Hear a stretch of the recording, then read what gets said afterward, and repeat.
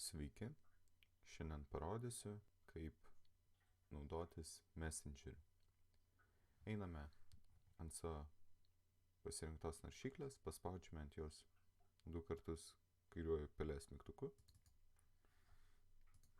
Į paieškos langą suvedame Facebook ir spaudžiame patį pirmą tinklapį.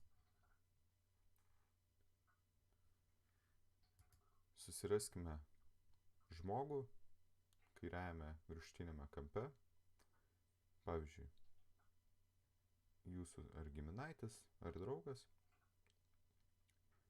Paspaudžiame ant jo ir paspaudžiame štai šį mygtuką siųsti žinutę.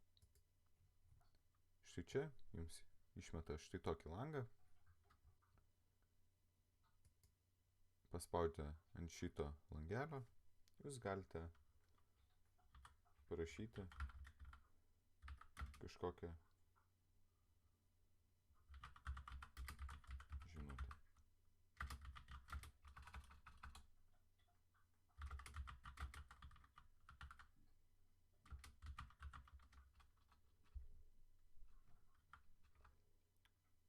Dabar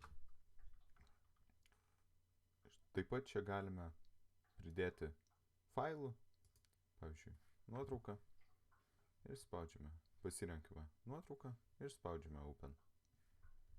Tada ją išsiunčia tam žmogui. Taip pat per Messengerį galima kitiems žmonėms skambinti, paspaudus štai šį mygtuką.